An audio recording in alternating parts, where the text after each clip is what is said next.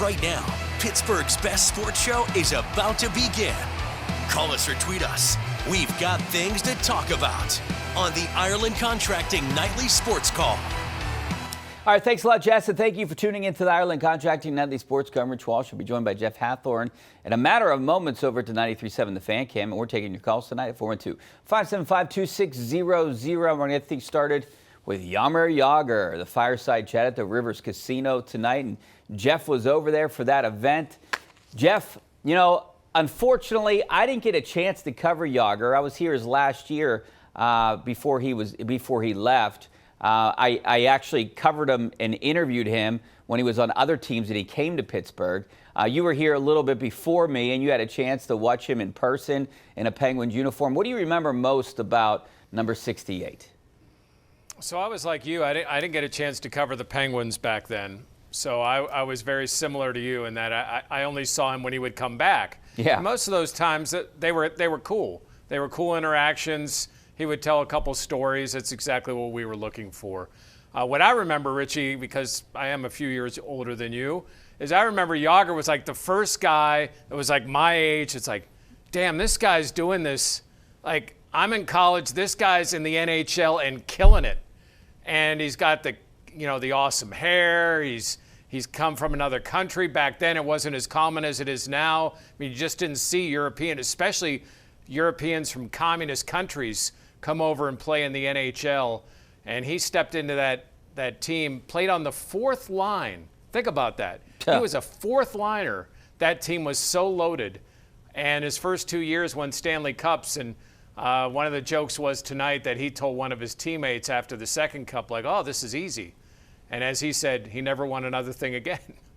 You know, I thought it was a great story. The Penguins put this on their Twitter and their Facebook and Instagram. You could go read it about how he fell to 5. He was considered to be one of the best, if not the best player in this draft, but he told all the 4 other teams ahead of the Penguins that he wasn't coming over to North America, and they decided not to take a chance to draft him, but he told the Penguins he wanted to play with Mario Lemieux. That stuff doesn't happen anymore, but I thought it was interesting how he fell to the Penguins. Yeah. And when you look at it, I looked at that draft today. Martin Brodeur might be the only one that really stands out. Keith Tkachuk, some other guys, but I think Jagr was the best of the bunch in that group. Yeah, and Tkachuk's kid is like killing it in the NHL right now, which is just crazy when you think about that. Yeah, and a shameless plug, you can read about all that stuff. All those stories are right on our website right now at 937thefan.com. But you know what was cool, interesting about that story was he would tell guys that he was going to go into the Army, which meant he would have to wait for 2 years before they would be able to pluck him. That's what he told some teams. But he almost went to Philly. He met with Bobby Clark. He was the general manager at the time. Clark really wanted him. A day before the draft, Philly fired Clark, so Philly didn't draft him, and the Penguins ended up with him. Yeah, well, it was good for the Penguins. Imagine if that would have happened. So tell me a little bit about the event tonight. I wanted to go over there, but we had to do sports at the same time, and we couldn't go live from there because the event was happening at 6:45. I wanted to see it, but I'm sad that I missed it. But you were there. What was it like? I mean, it was cool. He sat up on and you'll be able to watch this back on Sportsnet Pittsburgh, but he sat up on a dais with Steige, who did an unbelievable job emceeing this event. He's with Jay Caulfield, also with Artie, with Kevin Stevens, and with Phil Bourque, and then Jagr. And they just told stories for an hour. Stories about how he grew up loving Mario because he watched him play in the World Championships one year, and Jagr had Lemieux had 2 goals, and he immediately started idolizing him. And he said he prayed that one day he would get to play with him, and sure enough, in 1990, he did. He talks about how on April Fool's Day, he got a call from President Reagan's secretary. He didn't believe it. Now, he was no longer president at the time, but still, he said they went through a series of phone calls until finally he realized that it was legit and ended up talking to Ronald Reagan because he would keep a picture of Ronald Reagan in his books in the Czech Republic. Now, think about that. Communist country, you're keeping a picture of the United States president in your book. That's pretty controversial. Sports Illustrated found out about it. They printed it. Reagan read it and wanted to talk to Jagr, and eventually they hooked up. Yeah, it's a pretty cool story. Excited to hear about it and watch the whole program tomorrow on Sportsnet Pittsburgh.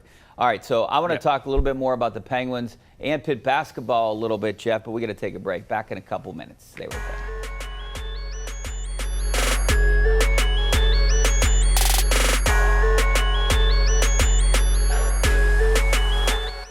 All right, welcome back to the Ireland Contracting Nightly Sports Call. This is our GMC Tweet of the Night. This is from the Penguins. Consider it proclaimed. It's Jaromir Jagr Day coming up on Sunday, and it should be a pretty nice day on Sunday, nice night over at PPG. They're encouraging fans to be there at 4 o'clock in their seats. Gates open at 3 o'clock for that game against the Kings. They're going to have a nice ceremony before the game. They're going to raise his banner, number 68, alongside Mario Lemieux and Michel Briere. And then Jagr is supposed to take the stage and talk to the fans and talk about his time here in Pittsburgh. You know, what we did talk a little bit about earlier, Jeff, was the love-hate relationship here. I mean, he didn't end his time here in Pittsburgh on a good note, obviously. I mean, remember that. And it seemed like a lot of people around here, a lot of fans didn't really like him. He didn't really like Pittsburgh too much. But then he went away, played, and now I think they kind of hashed all that because it seemed like the fans, it was a sold-out crowd over there tonight. It seems like fans are welcoming him back with open arms, and he wants to come back here. Yeah, he hated the booze. I mean, it really bothered him. And, you know, as Phil Bork said, he tried to explain to Jagr, I mean, he went and played with the Capitals, the Rangers, the Devils, the Flyers, the Bruins. Yes, sold the pens out for the Flyers. Wasn't he supposed to come back here and then decide to go with Philly instead? That was some of the talk. And, you know, as Borky put it, like, yes, they were upset, but it was more about you being good with one of the rival teams than it was of them just hating you, the person.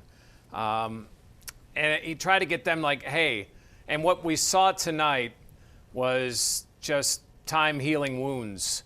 You know, Jagr said that, you know, it just started to fall apart there at the end. He knew the team wasn't going to be put back together. He mentioned the whole second line of his last year that wasn't going to be re-signed and how they were in desperate needs. They were finding hard to meet payroll, that he just knew it was going to be a bad situation. But it did bother him, the booze, and he's going to be excited to hear the cheers because he didn't mince words about that stuff really bothered him, and that's why he had the bad feeling and never wanted to come back here. Yeah, that was one of the worst trades by the Penguins, though. Just thinking back when they let him go to Washington for Chris Beach. I can't even remember who else they got, but I do remember that interview. I think he said, "I feel like I'm dying alive here," and I think that's when everyone really started to turn on him. Yeah, I mean, imagine if, like, Andrew McCutchen would have said, "I'm dying alive here in Pittsburgh," what the reaction would have been. And I get it. I get why fans were upset about that. But you know what? The franchise was falling apart. And I kind of get why he wanted a fresh start. He said he had a hunger to win, and he wasn't going to be able to win with this team, and he wanted out. He never said that he would have changed that thought. He just said with where the franchise was, it didn't make sense for him to stay. All right, let's go out to the phone lines. We got Kurt on Tarentum. How you doing, Kurt? Okay. All right, Rich. Hey, and I'm fed up with Sullivan, the way he coaches. I know I really appreciated Jagr. I grew up a Penguins fan since '67, but I'm getting tired of, like, Nico Mikkola the other night, roughing up Gensel to the point where he hurt him. And the only person that stepped in was Crosby. And the announcers even says, I can't believe nobody else came to help him out. And before the game, Sullivan in the locker room, it was a TNT broadcast, said, initiate, don't retaliate. Yeah. Well, if they're going to initiate and hurt our players, we got to retaliate, and it's time for either a new coach to step in or Dubious to step in and tell Sullivan, this is the way you're going to coach. All right, thanks a lot, Kurt. I think times have changed, Jeff. You don't see that much anymore. I mean, too much is on the line here. I mean, a penalty could hurt you so much, and getting 2 points, and the Pens need points really bad right now because they're 10 points back of third place. They're still out of the wild card race by, what, about 5 points now? They do have some games in hand, but they got a lot of ground to make up. You know, I agree with you. It's not the rough and tumble days that hockey used to be. However, that needed retaliation. Not a cheap shot. You could have just, wanted to fight the guy. Like, send out somebody. I don't care who it is. If it's your third pair defenseman, I thought that's what Ludwig was supposed to be about. Like, just tell him to go out there and fight that guy. Just and I see that with this team. One of the things that's missing is who's going to provide a spark? Like, who's going to do something when the team is flat? Who's going to have a big hit? Who's going to have a huge shift? You just don't see that, and I think that is missing from this team. That doesn't mean that you have to have a goon. Yeah. But somebody that can provide that type of energy, or, to Kurt's point, when you see guys get hit, it's always the stars that stick up for it. That's not the way a team should be. That's not the way a good team should be, and that's why this is an average team. I mean, like part of the reason. Patrick Hornquist, Max Talbot, guys like that, that's why they won cups back then.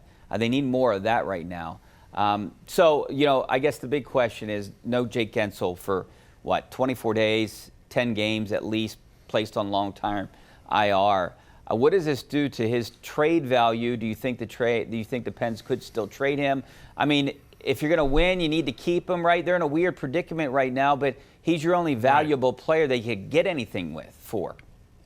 I mean, we don't know the specifics of an injury. What we gather is that it's some type of rib injury, which should be something that could heal over that course of time. And it should give time where if you share medicals with teams, that you could still make a trade.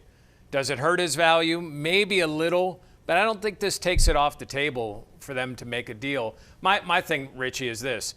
They've already committed to being all in. Yeah. There's no pulling back now.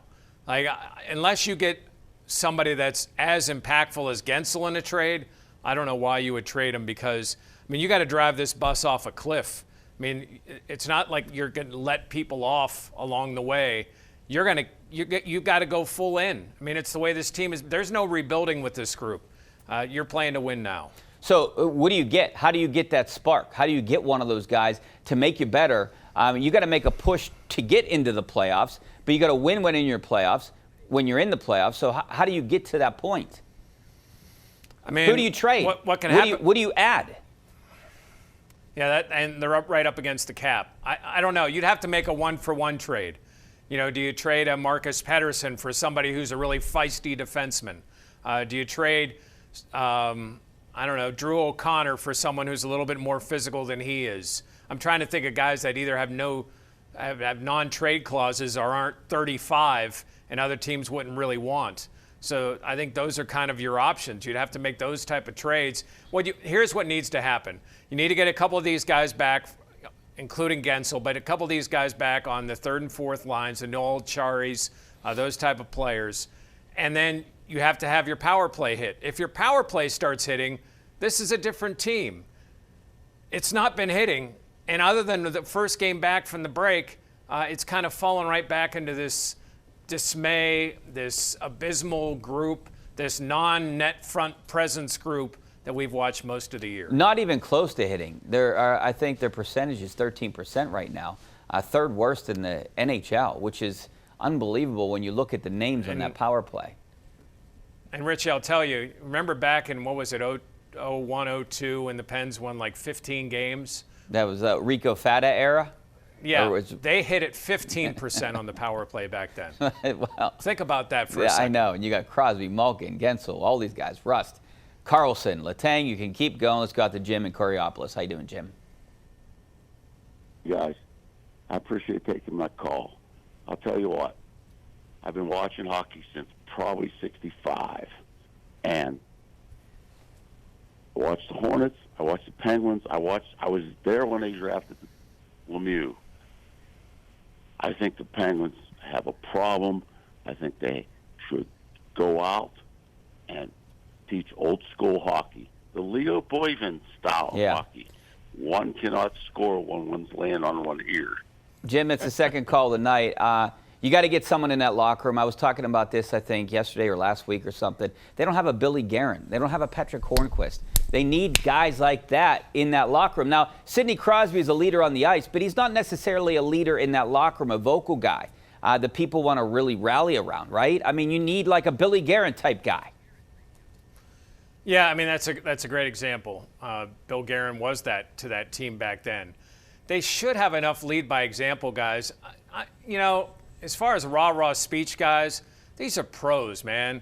They should be looking in the mirror and realizing that they need to be better, Malkin included. You know, these guys just aren't, they're not playing to the level that they need to be playing at. And you know what the scary thing is, Richie? Maybe they just don't have that level anymore. Yeah, maybe they don't. That's what's kind of maybe the most troubling thing. This is like the same conversation we had with the Steelers offense. You keep doing the same thing and it doesn't work. Same with the power play. Change it up. Blow it up. What do you got to lose? Well, you know, it can't be any worse than 13% conversion rate. And when they scored in that first game back, they had Brian Rust in front of the net. He scored once. Jeff Carter scored once. Where? Right in front of the net. Yeah. Give me Carter on that first power play unit and put him right in front of the net. I think that's the biggest thing they're missing on the Do something different because it's not going to be any worse. All right, Jeff, we got to take a break. Back in a couple minutes.